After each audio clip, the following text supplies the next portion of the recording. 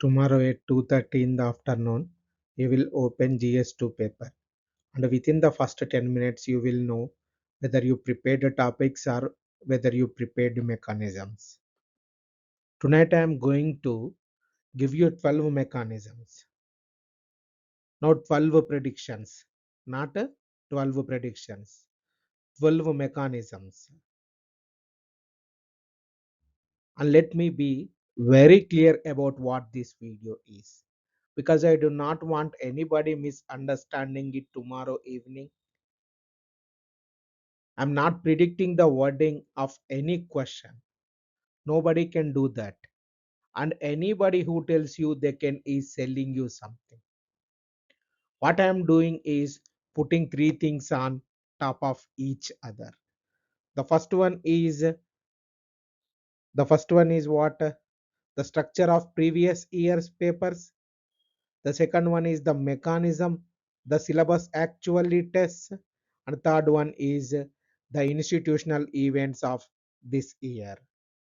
Where all three overlap, that is a direction. If UPSC asks it directly, you are ready.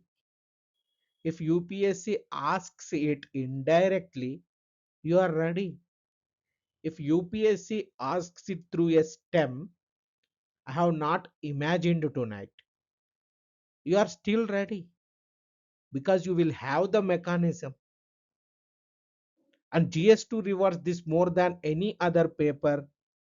Look at the verbs like critically examine, discuss, comment.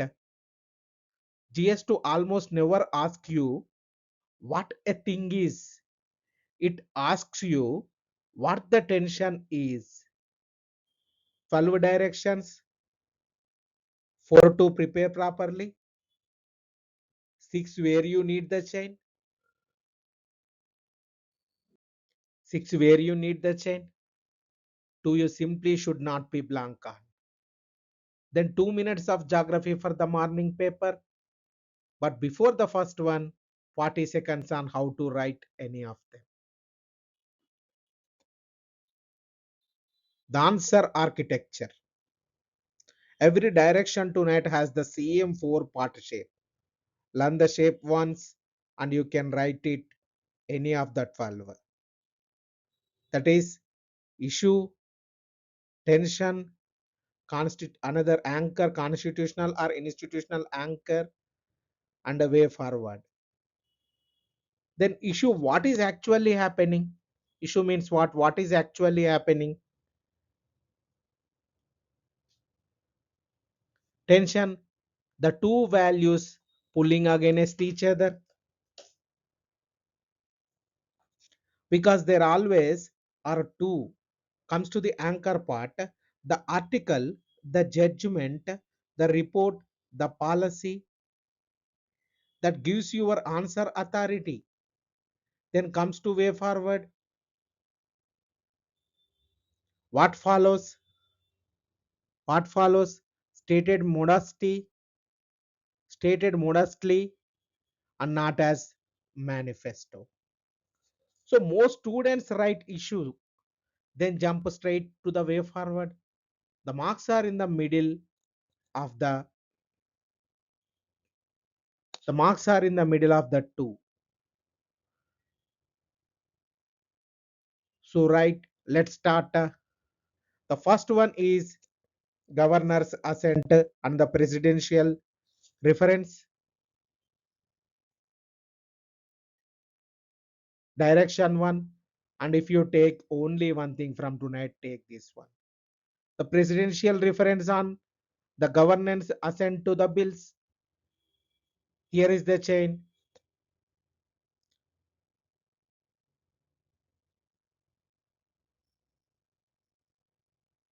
Here is the chain, that is follow it directly and carefully, because the chain is the answer.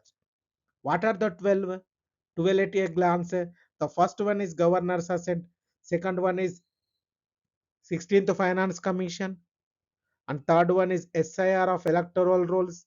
And fourth one is strategic autonomy. And fifth one is census delimitation and the article number 30. 131st Constitutional Amendment 131st Bill, that is neighborhood first, then DPDP against RTI, then trade as foreign policy, then A impact assessment, welfare execution, one nation, one election, and Indus Water Treaty.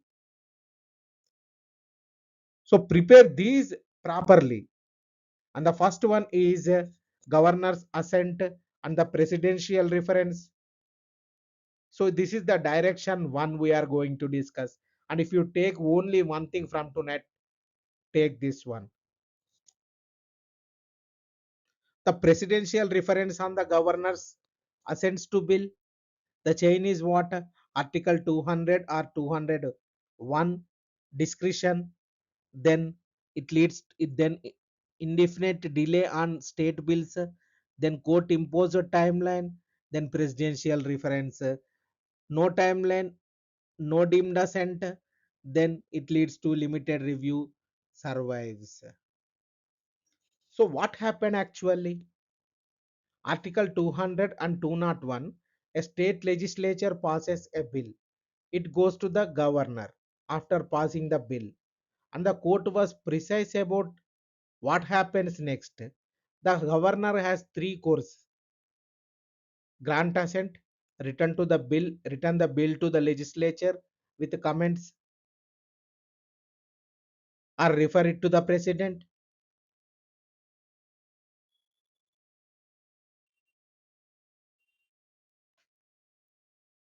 Withholding is not a fourth separate option you can sit on.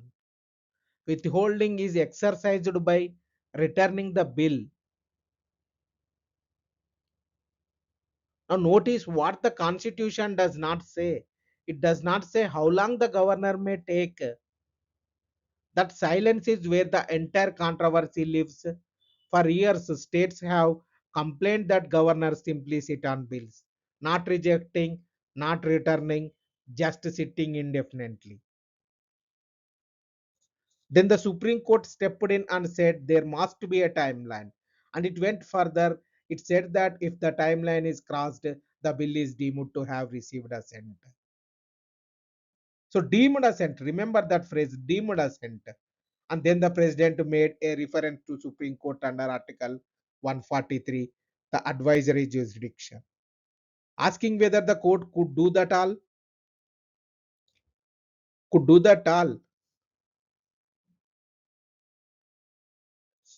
On 20th November 2025, five-judge bench led by CJ B.R. Gawai, no judicially fixed timeline,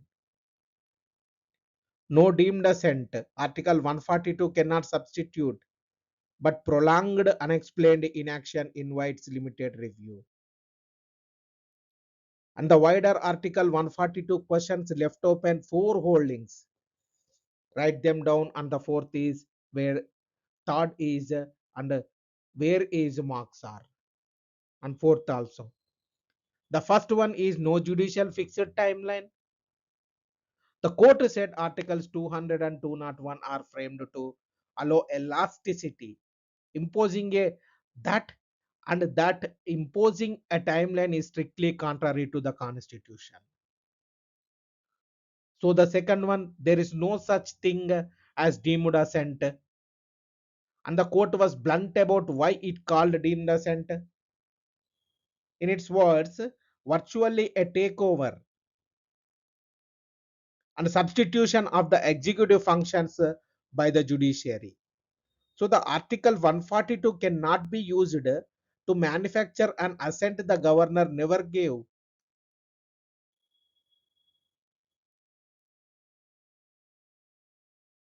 And the third one is the court did not say the governor may now sit on a bill forever. Did not say, court did not say. It said the opposite. The governor has no power to hold bills in perpetuity. An inaction that is, in the court's words, prolonged, unexplained, and indefinite will certainly invite limited judicial scrutiny.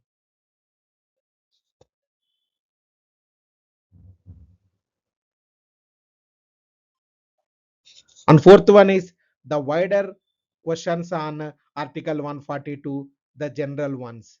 Beyond assent were left open. Now, why is the strongest item on my list? Because look at how many GS2 mechanisms it touches at the same time. Separation of powers. Can judiciary direct a constitutional functionary? Then federalism, an elected state government against an appointed governor. Then Article 143, the advisory jurisdiction, which is itself asked periodically, and judicial review against judicial overreach, that permanent debate.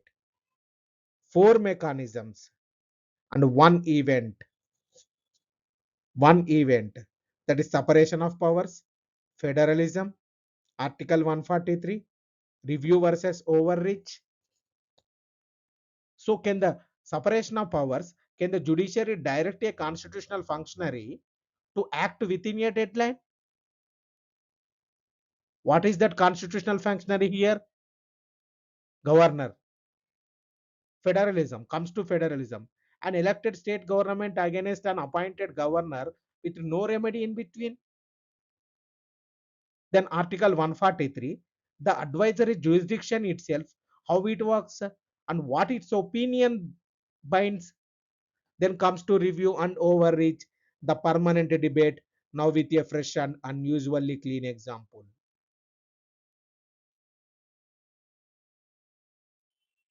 And here is how I want you to write in the exam. Do not write it as a fact. Do not write it on 20 November, the Supreme Court held and then stop. Write it as a move in argument that is still running. That is still running. And do not overstate it in the other direction either. Do not write that the court has left the states helpless. It has not. Here is the balance you have to write, and this is your conclusion paragraph. The court rejected judicially prescribed deadlines and it rejected deemed assent, but it did not constitutionalize indefinite inaction. Prolonged and evasive delay can still attract limited judicial review. Show the balance, not one half of it. So, what is the court said here? The court rejected judicially prescribed deadlines and it rejected deemed assent, but it did not constitutionalize indefinite inaction. Prolonged and evasive delay can still attract limited judicial review. So, what has changed is the remedy, not the duty. The governor still must act. The court simply cannot put a clock on it. Write that, and we have shown the examiner the constitutional balance rather than one half of it. So, one preparation covers center and state relations, the office of the governor, judicial activism, Article 143, and cooperative federalism. Five possible stems and one answer. The second one is the 16th Finance Commission. The 16th Finance Commission. Now I know what some of you think are thinking. Finance Commission is boring. It is numbers. It is GS3. No, this year it is GS2. It is federalism and it has numbers you can actually quote. The report was tabled in Parliament on the 1st of February 2026. The award period is 2026 to 2031. Understand what that means? The award period begins inside your exam year. This is not old news. This is money being divided right now. What is the chain here? There is a divisible pool of central taxes. The first question is how much goes to the states as whole. That is a vertical devolution. The commission kept it 41%. 41%. Same as the 15th, no change here in this. Then the second question is, how is that 41% divided among the states? That is the horizontal distribution. And that is where the story is. Horizontal criteria, that is income distance 45% to 42.5%, then population 15% to 7.5%, demographic performance, that is 12.5% to 10%, and area 15% to 10%. And comes to tax and fiscal effort removed, and contribution to GDP new, that is 10%. Then comes to income distance, that is the equity criteria. It favors poorer states, cut from 45 to 42.5. So look at this, how the 41% now divided. Income distance 42.5% in 16th Finance Commission, population 17.5%, demographic performance 10%, area 10%, tax and fiscal effort removed, and contribution to GDP 10%. Equity, poorer states gain income distance, size of population served, population as far as, and controlling population growth, demographic performance, cost of governing large territory area, own revenue, effort dropped, and a new economic output. Population raised to 17.5, area cut to 10, tax deficit, tax and fiscal effort removed entirely, and a brand new criteria introduced, that is contribution to GDP 10% weight. Now think about what that new criteria actually does. For decades, this formula has been redistributive. Poorer states get more. That is the entire logic of equalization. Then contribution to GDP pushes in the opposite direction. It rewards the states that produce more. Attribute to the argument, that is, do not asset it yourself. So what this criteria really does is place on efficiency principle alongside the older equalization principle.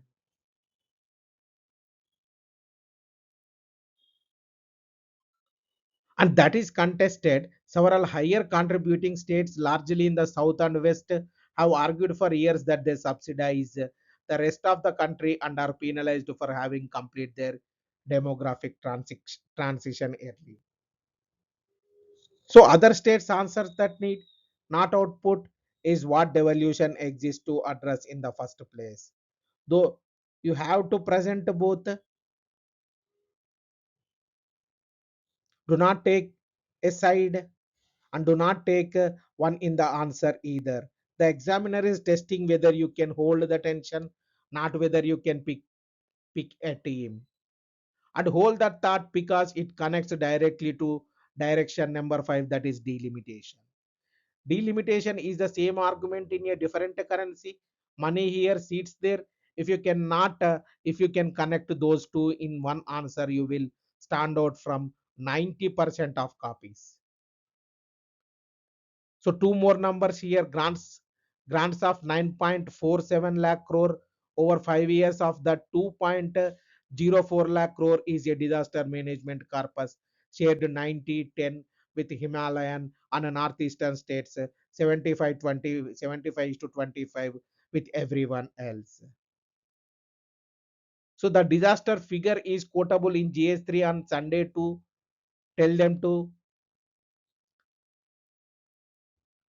Then the third one is special intensive revision of electoral rolls.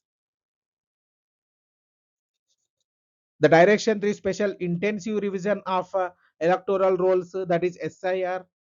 The election commission has a constitutional mandate under article 324, that is superintendent's direction and control of elections. Part of that is maintaining an accurate electoral roll. Now an intensive revision means the roll is not merely updated, it is rebuilt. What is the core here? And in a rebuild, the burden shifts. The voter has to establish eligibility rather than the state having to establish ineligibility. That shift is the entire controversy, because who struggles to produce documents? The poor, the migrants, women who have moved after marriage, people whose paperwork does not match across systems. So the argument against is exclusion, genuine voters falling off the roll, and the argument for is that a roll full of dead entries, duplicates, and ineligible names is itself a threat to electoral integrity. Even handed, what? Do not take a side. Both arguments are serious. Do not caricature either one. The examiner can tell. Now the facts. Phase 2 ran across 12 states and union territories, 9 states and 3 union territories. The commission extended the schedule by week, and the final rules were published on 14th of February 2026. And then the decisive one on the 27th of May 2026, the Supreme Court upheld Election Commission's power to conduct SIR. That judgment matters for your answer. Here is why. Before it, you could only argue. Now you have an institutional position. The court has said the power exists. So the question is no longer can the ECI do this. The question is how must it be done? And that is a far better answer. Safeguards, notice, time to spend, reasoned orders, a right of appeal, special provision for migrants. The answer structure should be like this: power upheld, then process contested, remedy safeguards and not abolition, procedural safeguards not abolition, and power upheld, process contested, remedy is safeguards not abolition. That framing works whether the question comes on the election commission, on electoral reform, on the right to vote, or on trust in institutions. The fourth one is strategic autonomy, squeezed from two sides. This is the direction number 4, and this is the international relations direction I most want you to understand tonight. India's strategic autonomy tested from two sides at the same time. For the last 2 years, India has been under tariff pressure from the United States. The pressure was resolved partially in Feb 2026 with a trade deal that brought the tariff on Indian exports down to 18%. 18%. Emphasis. This number, note that carefully, it is lower than it was. It is lower than it was. It is not zero. India paid something for it at the same time, and not by coincidence. There has been a thaw with China. Direct flights between the two countries resumed in October 2025 after a gap of 5 years. Border talks moved, business delegations resumed, and through all of it, the relationship with Russia continued. So, what is the question here? Now, here is the question UPSC would actually ask, not describe India's foreign policy. The question is this strategic autonomy, or this is this edging? Is this strategic autonomy, or is this edging? Understand the difference, because that difference is your whole answer. Strategic autonomy means you have independent capability and you choose your position issue by issue based on your own interest. Then comes to hedging. Hedging means you are reacting. One partner squeezes you, so you drift toward another. Your position is being set by other people's pressure. The honest assessment here is what, and here is how I would put it an answer. Examiners reward a defensible assessment far more than cheerleading. That is the model sentence. So, a cautious assessment is that the present thaw appears more tactical than structural, and then immediately give your evidence with the three things: the border dispute is unresolved, the trade imbalance is unresolved, and the underlying strategic competition persists. What changed was the cost of hostility, not the disagreement. So your conclusion writes itself. Multi alignment buys India room in the short run, room in the short run. The multi alignment buys India room in the short run, but room is not the same thing as leverage. Leverage comes from capability, that is with manufacturing technology and energy. So, which is exactly the argument you will be making in GS3 on Sunday. Same answer, two papers, learn it once.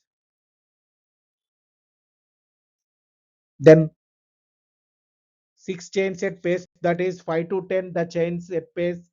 What is that? Now six more faster. For each one, I will give you the chain and one fact. If you know that chain, you can write the answer. The fifth one is Census 2027 delimitation and women's reservation.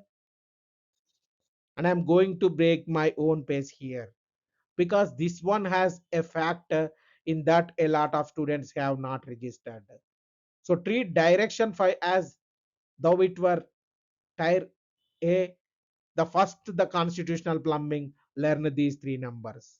The article number 82, upon the completion of each census, the allocation of seats and the division of states into constitutions is readjusted. And note the wording here, by such authority and in such manner as parliament may by law determine. Parliament legislates the authority. It does not redraw the map itself. So Parliament does not itself redraw the map. It legislates to set up authority that does. Then comes to 84th Amendment, that is 2001. But the 84th Amendment froze that allocation until the figures of the first census taken after the year 2026 are published. That is the freeze.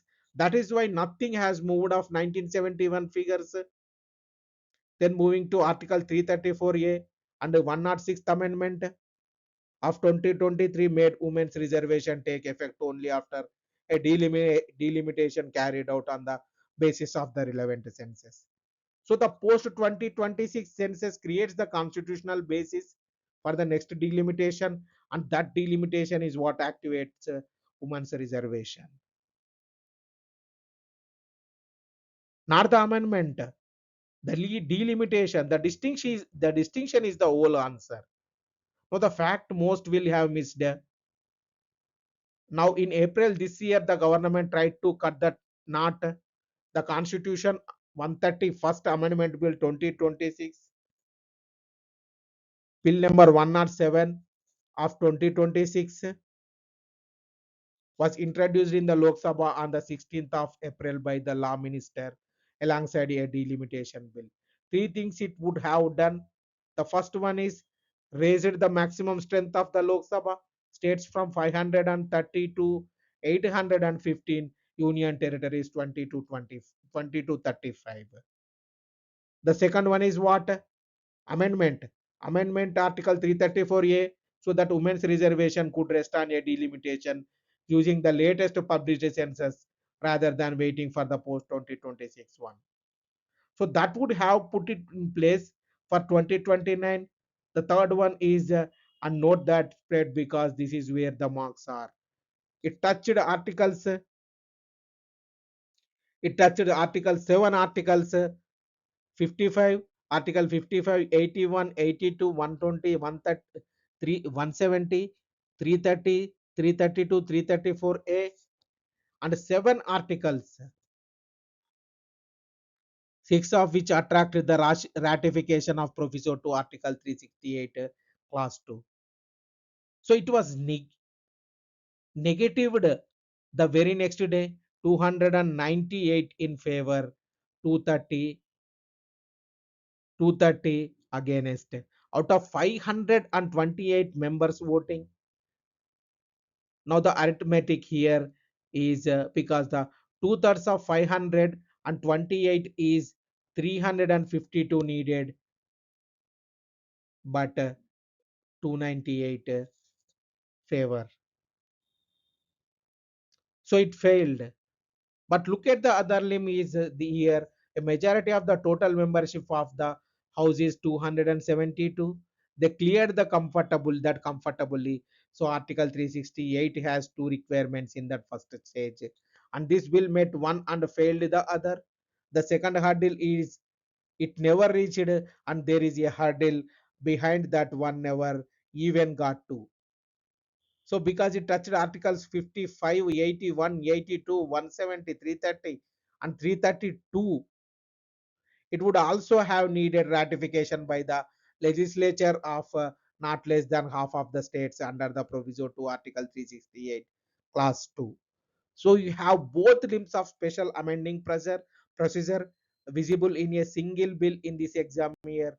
If a question comes on the amending procedure, on the basic structure and entrenchment, on women's reservation or on delimitation, you now have a live worked example instead of a textbook description, so you can use it. And the underlying tension mirrors direction to the same federal argument expressed in political representation rather than in money. So states that achieved in earlier demographic transition fear losing seats to the states that did not. Money their seats here. One argument, two currencies. Then we are moving to sixth one, that is neighborhood first recalibrated. So please do not give the examiner a country by country list. Bangladesh, this, Nepal, that, Maldives, the other. That is a school answer. Give them the mechanism instead. When a regime changes next door, what leverages does India actually hold? Aid, connectivity, energy, market access, people to people ties, and what the limits that leverage the domestic politics of the hands of the host country, and the presence of an alternative partner willing to write checks. The 2026-27 budgets neighborhood allocations show the recalibration in the numbers, and the external affairs minister has framed it as a shift towards support and security. Recalibrated, not abandoned. Recalibrated, not abandoned. That is your phrase. Then we are moving to next one, that is DPDP Act versus RTI. Data protection against the right to know. The DPDP rules were notified on the 17th November 2025. Implementation is phased over 12 to 18 months, and the Supreme Court has issued notice on a constitutional challenge to both the act and the rules. The change the matters, that is the data protection law necessarily widens the personal information exemption in the RTA Act. So privacy expands and transparency controls both are constitutional values, but both come out of the same judgment, that is Puttaswamy case. That is the tension. So you have to write both sides, and then privacy expands, transparency contracts, both are constitutional values and both come out of Puttaswamy, right? Both sides. And then we are moving to eighth one, that is trade agreements as foreign policy. Two big ones inside your exam window, keep the chronology clean. So India EU negotiations concluded on the 27th of January 2026 at the 16th India EU summit. Then India UK, the CETA, and the accompanying social security arrangement entered into force on the 15th of July 2026. The chain here is market access against domestic sensitivity, FTA sequencing, market access versus sensitivity, agriculture and dairy carve outs, then mobility versus rule of origin, strategic signaling. Watch what India protected here is agriculture and dairy, and watch what India sought, mobility for professionals. And the social security agreement, which stops Indian works paying twice. And FTA is not only economics, who you sign with, and when it is a foreign policy statement. What watch India, watch what India protected, not only what it opened, who you sign with, and when is a foreign policy statement. Then we are moving to ninth one, that is AI impact assessment. India as an agenda setter. India hosted the AI Impact Summit at Bharat Mandapam in Feb 2029, and the New Delhi Declaration was adopted on the 20th February. Why does this matter for GS2? because India's role in international institutions is a standing question. And hosting is the strongest evidence you can cite, but stay balanced. Hosting a summit gives you agenda setting power. It does not itself give you rule making power. The honest question is whether India is becoming a norm shaper or remains a rule taker with a very good venue. So you can connect it to UN Security Council reform on the voice of the global south, and you have a complete answer. Then moving to the next one, that is welfare and the people it misses. Now listen carefully because this is one worth more marks than its position on my file. I'm on my list suggests. Social justice gets 4 or 5 questions in GS2, and the schemes rotate every year. You cannot memorize all of them. Nobody can, for that matter. So do not memorize schemes. Memorize the chain. The first one is the welfare chain, scheme design, identification, like under the identification who is eligible, how do we know, then comes to delivery via DBT, digital rails, etc., then exclusion error, then grievance redress, is there a way back in, and outcome versus outlay. Under this outcome versus outlay, did it change anything? So design, identification, delivery, exclusion error, grievance redress, outcome against outlay. That chain answers a question on health, on nutrition, on education, on pensions, on housing. Whichever scheme they name in the stem, you supply the example and the chain supplies to the analysis. The chain answer the question on health, nutrition, education, pensions, or on housing. If you are short on time tonight, learn this one before you learn any individual schemes. And the 11 and 12, that is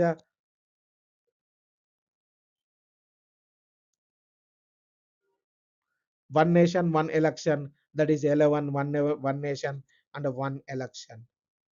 Do not be blank on these two.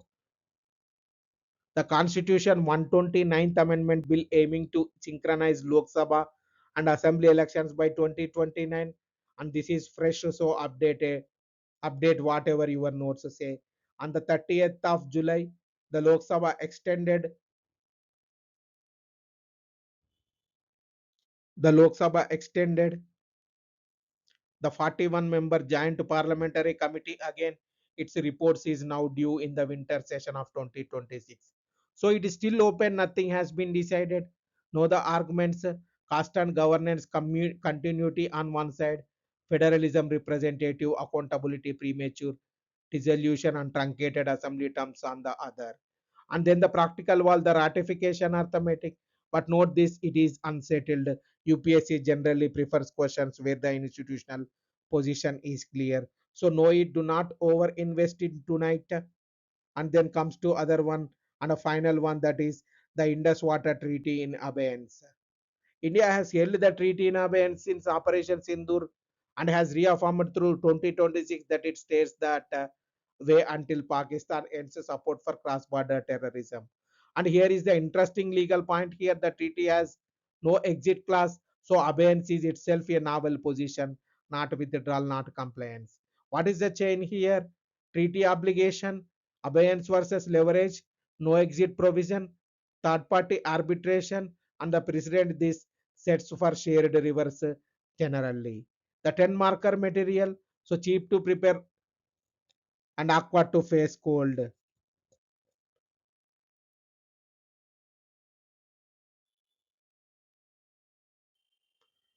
The, the six names, no explanations.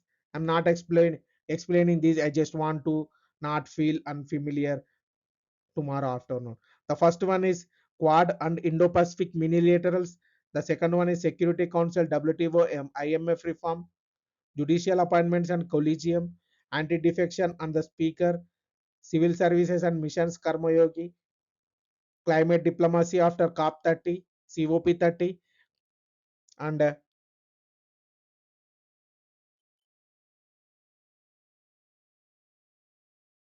then the China tha is on The standing global south representation argument gains weight from the separation of powers thread and recurring and unresolved in the way of UPSC likes, that is anti-defection and the speaker.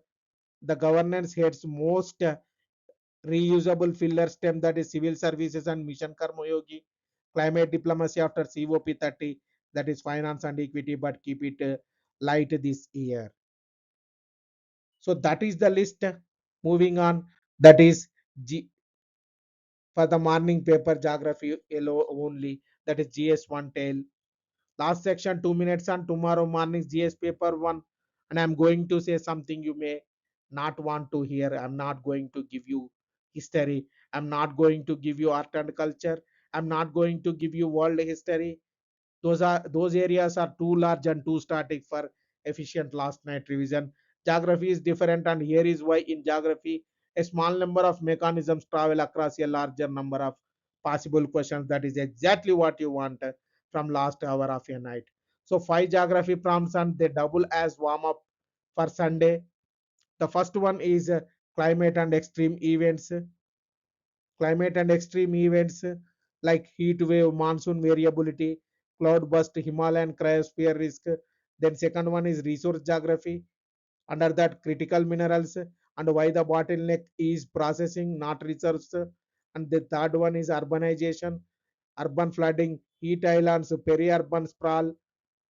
And the fourth one is industrial location and corridors, why industry sits where it sits, and what corridor and logistics policy is trying to change. And then fifth one is population and migration, that is internal migration, demographic divergence, the bridge back to delimitation. So five prompts, that is the GS one revision tonight. That is that's it. 12 directions, 6 names, 5 geography prompts. Everything I said tonight is the pinned comment in the text. If you cannot watch this again in the morning, just read that. Stop, put the notes down straight. And now the most important thing I will say in this video, that is sleep. You have a 9 o'clock paper and everything on one screen, that is proper. Prepare properly, that is tier A, governor's assent and presidential difference, 16 finance commission, SR of electoral rules, strategic autonomy, and to not this blank, and that is sleep. You have a 9 o'clock paper, 3 hours of writing, a break, then 3 hours more, that is the 6 hours of writing tomorrow. 4 more hours of panic revision tonight will cost you more marks than anything you can cover in them will earn you. That is not motivation, that is arithmetic. Close the notes, set the alarm, sleep. Match the advice you just gave on tomorrow evening. Recover first, eat, walk, say nothing about the paper to anybody for an hour. Then if you want it, I will be here for the GS3 reset, and all the best.